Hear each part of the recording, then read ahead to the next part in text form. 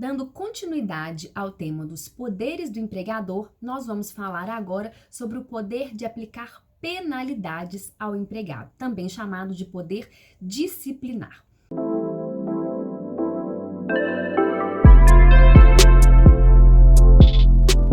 Como o próprio nome indica, o empregador tem o direito de aplicar penalidades ao empregado toda vez que ele descumprir o contrato de trabalho. E aí a pergunta é: quais são as penalidades que a lei trabalhista, que o direito do trabalho prevê? As penalidades são advertência verbal, advertência escrita, suspensão disciplinar, que alguns leigos chamam de balão, mas o nome técnico é suspensão disciplinar, e a justa causa. Então, nós temos esses 4 tipos de penalidades. E uma curiosidade para você: nem a advertência verbal, nem a advertência escrita, elas estão estabelecidas dentro da CLT. Na verdade, a advertência verbal e a advertência escrita, elas são fontes do direito lá dos costumes. Nós já estudamos a matéria de fontes do direito. Então, os costumes trouxeram para o direito do trabalho tanto a advertência verbal quanto a advertência escrita. Vamos falar um pouquinho dessas penalidades. Primeiro, há uma conversa, em algumas empresas e que dizem assim: olha, 3 advertências pelo mesmo motivo dão ensejo a uma justa causa. Isso é verdade? Se você pudesse me responder agora, talvez a grande maioria da sala ia falar assim: ah, é verdade, lá na minha empresa é assim, tá até lá dentro de um documento que eles escreveram. Mas a resposta correta é: não, isso não é verdade. A resposta é depende. Por quê? Porque toda vez que eu for usar uma penalidade, como é que eu tenho que aplicá-la? Na verdade, eu vou aplicar qualquer uma delas, qualquer uma das 4, baseada em 2 critérios muito importantes: razoabilidade e proporcionalidade, e não necessariamente dentro de uma hierarquia. Olha só, se um empregado, ele comete, uma falta leve, ele nunca fez nada, o ideal é que eu dê a ele apenas uma advertência verbal, que é aquele puxãozinho de orelha: olha, não faz isso, da próxima vez, isso não vai ser aceitável. E se ele não mudar a sua conduta, você empregador, vai ampliando. Eu costumo dizer que esse poder disciplinar, ele é tipo pai com filho, ou mãe com o filho. Nós aplicamos castigos gradativos para que a criança aprenda. Então, o objetivo de qualquer penalidade que o empregador venha a aplicar é ensinar, é mudar a conduta do empregado para que ele se ajuste ao contrato. Então, a ideia não é punir, de castigar por maldade, mas é de ensinar. E aí, provando-se que esse trabalhador, ele não encaixa no perfil, ele não encaixa no objeto do contrato, aí é passível de se aplicar uma justa causa. Então, não existe essa regra que 3 advertências dão ensejo a uma justa causa, Após a 3ª advertência virá uma justa causa. Porque vamos supor que sejam, por exemplo, 3 advertências por motivo simples. O empregado se atrasou. Atraso ocorre e é possível de se advertir o empregado. Um dia ele atrasou 20 minutos, passaram-se 10 dias, 15, e mais 20 dias para frente ele atrasou 30 minutos. São atrasos e cada atraso desse pode ser advertido, porque não é tolerado. O contrato de trabalho foi feito, foi assinado para que seja cumprido num determinado horário. Aí eu te pergunto: a próxima vez que esse empregado chegar atrasado, dá direito a uma justa causa? Ou seria grave demais, ou seria excessivo demais, ia ferir, a razoabilidade e proporcionalidade? Se você respondeu que fere, você tá certo. Muitos juízes, ou melhor, a maioria, vai reverter essa justa causa. Então, é preciso ter atenção. Do mesmo jeito, ou no mesmo raciocínio, pensa que uma pessoa furtou a empresa. Ela foi pega furtando a empresa. Você vai dar só uma advertência verbal porque ela ainda não tinha feito nada de grave? Não, porque não é razoável e proporcional. Até porque, nesse caso de furto, há a perda do elemento importante no contrato de trabalho, que é a confiança. Então, é possível de dar uma justa causa direto, mesmo esse empregado não tendo tido nenhuma penalidade anterior. E eu gostaria de contar só um caso que eu achei muito interessante de um cliente lá do escritório, que ele chegou para resolver uma ação trabalhista para ele e falou assim: olha, doutor, eu vou precisar de você para um outro caso. Falei: e o que vai acontecer nesse outro caso? Eu tô com um empregado lá que ele é um pouco problemático. Falei: o que ele é problemático? Porque ele tá furtando. Ele já me furtou várias vezes. Falei, você não mandou ele embora por justa causa até hoje? Não, eu liguei pro meu contador, ele me orientou, falou que tem que ser 3 vezes pra eu advertir primeiro, que eu ainda não tinha dado nenhuma punição, e só depois eu vou dar a justa causa nele. Gente, como é que eu vou tolerar uma pessoa me furtando várias vezes até eu conseguir mandar ele embora por justa causa? O elemento confiança acabou naquele momento, é muito grave para que eu, né, fique tolerando isso por muito tempo. Bem, essas penalidades, né, tem a advertência verbal, a advertência escrita, a suspensão disciplinar. A suspensão, as pessoas costumam falar balão, mas isso não é técnico não, é suspensão.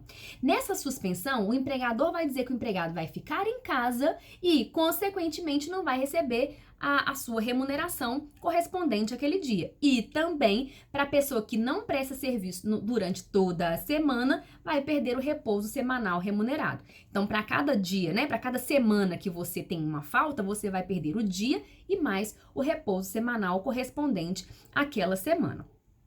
A CLT ela tem um artigo, que é o nosso norte, né, quanto ao prazo máximo de suspensão disciplinar. Se eu fizer essa pergunta, quanto tempo pode ser feito de suspensão disciplinar?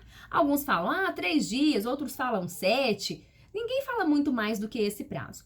Mas a CLT, lá no artigo 474, fala que o prazo máximo de suspensão disciplinar que o empregador pode dar é de 30 dias. Superado esse prazo, entende que o empregador rompeu o contrato e vai ser feita a dispensa do empregado. Então, é possível você dar uma gradação e aumentando a penalidade até chegar nesse período, né? Normalmente, para uma justa causa, uma justa causa antecedida de uma suspensão de 30 dias, vai ser em casos muito esporádicos, mas é importante que você saiba que esse é o período máximo. Só para frisar, nem advertência verbal, nem advertência escrita estão na CLT. Apenas a suspensão disciplinar e a justa causa. Por que eu estou frisando isso? Porque existem várias questões de concurso, de prova da OAB, que cobram essa matéria. E para a gente finalizar esse tema de penalidades, tem um detalhe muito importante e que eu já consegui reverter várias justas causas lá no escritório por conta desses requisitos. Para que seja validado ou para que essa medida, né, essa penalidade aplicada seja válida e não seja anulada num processo judicial, é importante que a empresa pense em alguns critérios. Um deles é a singularidade. O que seria a singularidade na aplicação da penalidade? A empresa tem que optar por uma penalidade para cada ato do empregado. Se o empregado não fez nada novo, ela não pode aplicar uma outra penalidade. Como assim? Eu vou te dar um exemplo prático. Eu tive um cliente que teve um problema, ele tinha deixado um colaborador, né, uma pessoa descer pela porta da frente, ele é motorista de transporte público coletivo. E aí, ele foi suspenso, suspenderam ele por 3 dias. Ele cumpriu a suspensão disciplinar e retornou à empresa. No dia que ele retornou à empresa, o superior dele pediu para ele se dirigir ao departamento pessoal. Lá chegando, eles deram a justa causa. Então, não houve singularidade, ele não fez nada novo, porque ele nem estava trabalhando, e a empresa já aplicou uma justa causa em sequência de uma suspensão disciplinar. Foi anulada essa justa causa porque não respeitou, né, esse requisito. E é interessante, né? A empresa, se ela tiver optado por uma penalidade muito branda, ela vai ter que arcar com ela. Então, é preciso ter atenção na hora de aplicar, olhando a proporcionalidade e a razoabilidade. Outra coisa é a não discriminação. A empresa deve adotar um critério igual para todo mundo. Se as pessoas chegam atrasadas, qualquer um, se é A, B ou C, dá a mesma punição, uma advertência verbal na primeira vez, advertência escrita na segunda, enfim. Ter um critério próprio, mas um critério que seja isonômico para todo mundo.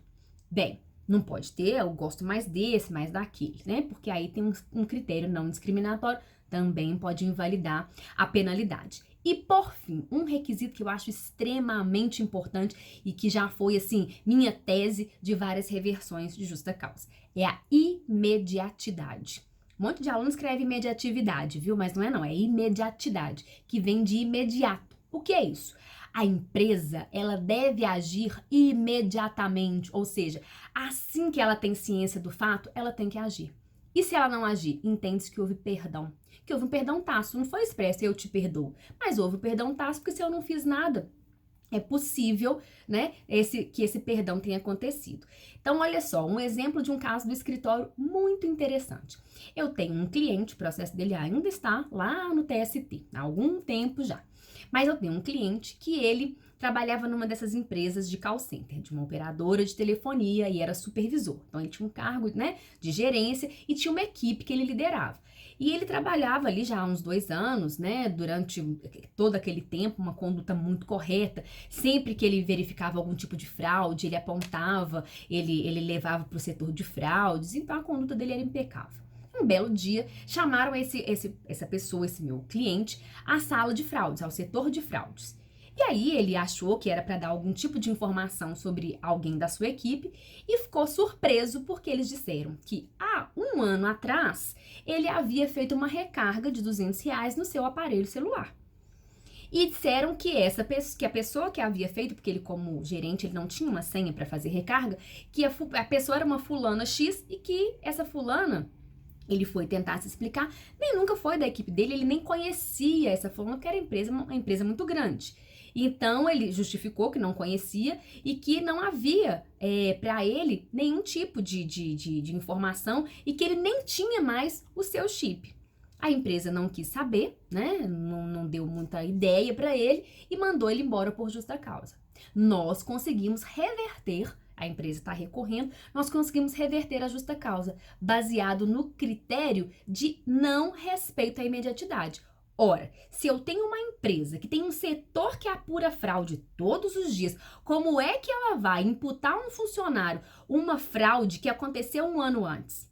Ela não agiu dentro da imediatidade. Então, nesse caso, foi revertida. A empresa precisa agir. E a pergunta que normalmente me fazem é a seguinte: quanto tempo a empresa tem para agir? A resposta que eu te dou é imediatamente. Quanto tempo que você espera para ser imediato? Nada. Então, essas são as